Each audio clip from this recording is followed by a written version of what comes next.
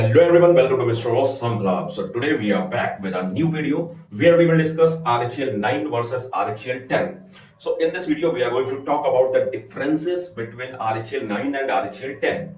We will explore what has changed in RHEL 10 and what's new feature have been introduced in RHEL 10 and why you might need to upgrade from RHEL 9 to RHEL 10. We will also discuss the feature that makes RHEL 10 better compared to RHEL 9. All these things we will cover in today's video. So if you are new to the channel, make sure to subscribe the channel and share it with all your IT friends. So let's start the video without any delay. Let's go. Okay, so first of all, if you look here, they have compared the environment of RHEL 9 and RHEL 10, showing what changes have been made in each version. So we have this comparison table.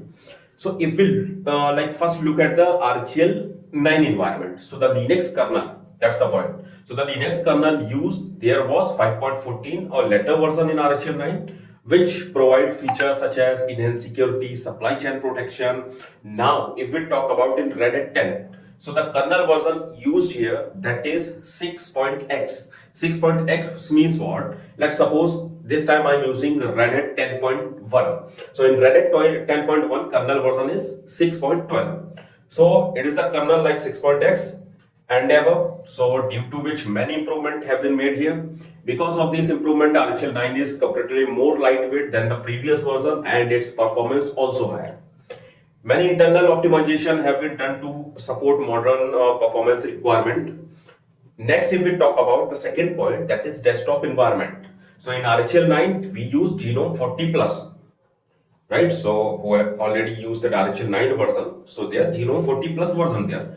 However, in RHEL 10, the system is using Genome 45 plus version. Right, so 45 plus means what? Because of this, you will see many changes in the desktop environment of RHEL 10, such as icons, design of elements, and overall visual appearance, palettes. All are the changes here. Many features have been improved here. You will notice changes in the terminal view also, colors, and overall interface. When we perform the installation later, we will properly see what changes have been made in detail. So third point is core system, right? So if you will see here, so like in RHEL 9, there were toolchain included in GCC 11 plus. GCC means that's a compiler.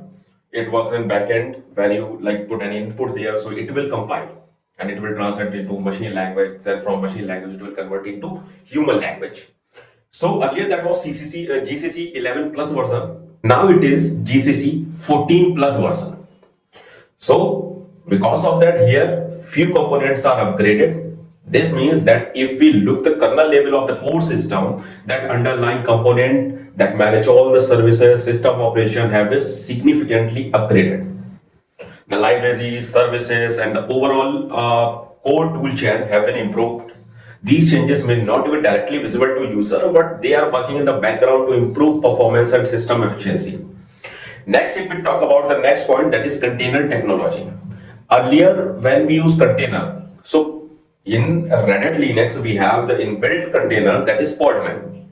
So earlier, Podman 4 was there, but now in RHEL 10, we have Podman 5, meaning the container platform has also been upgraded. If we discuss the next point, security and networking, in RHEL 9, we had OpenSSL 3.0. However, in RHEL 10, security has been further enhanced with new security improvement and updated cryptographical system, that is new crypto. It also introduced confidential computing, which makes RHEL 10 more secure compared to previous version.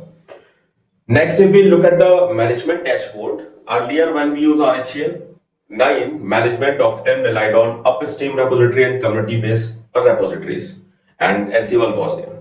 But now in RHEL 10, there are additional improvements including AI-driven refinement and smart management capability. This means several things have been updated and improved, and if you look further, you will notice many other changes as well. Right, so several improvements have been made here also. Component like the bootloader and have been improved. The boot process and the system startup have been optimized to make the system faster and more efficient. Next, if we talk about, here we have architecture support. Earlier system support 32-bit, 64-bit architecture. In RHEL also the support remain.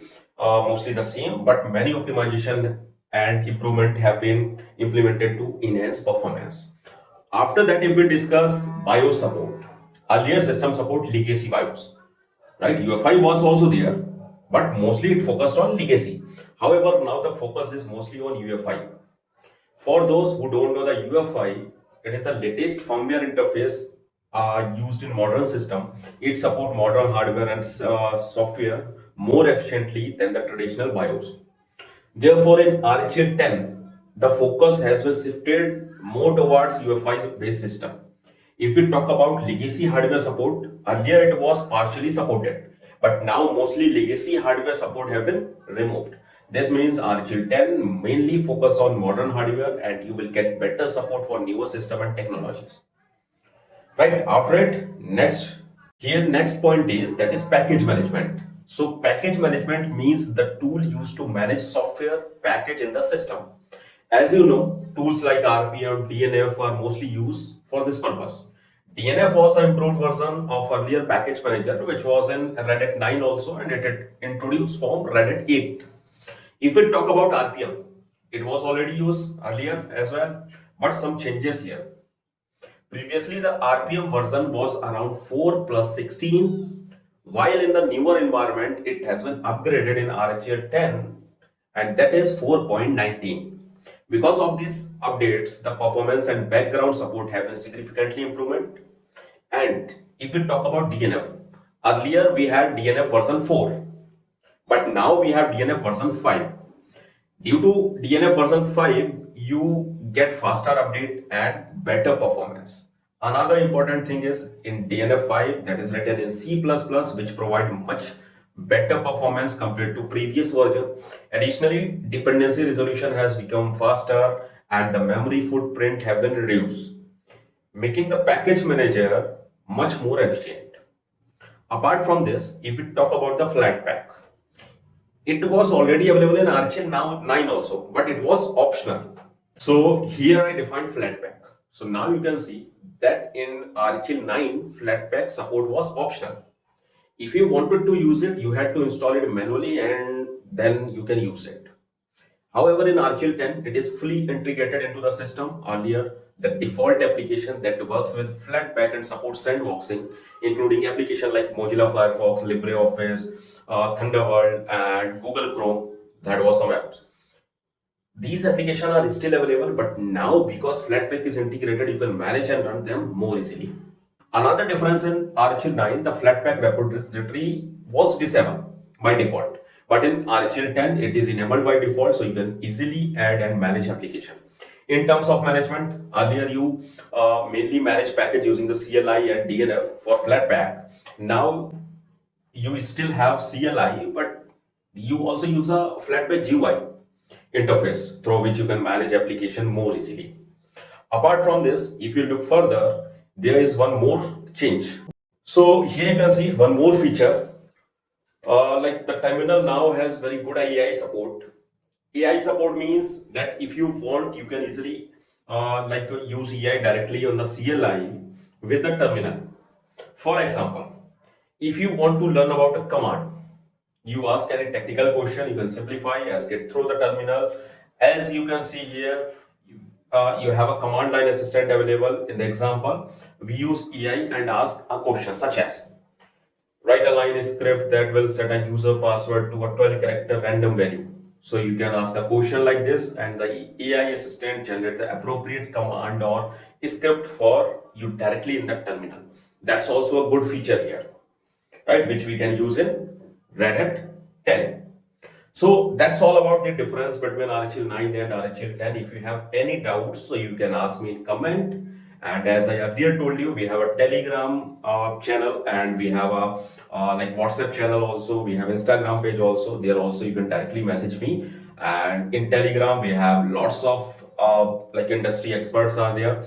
So you can discuss any of the issue if you have. So join there also. And in this channel, if you are new, so please subscribe. We'll meet in next video. Thank you, everyone.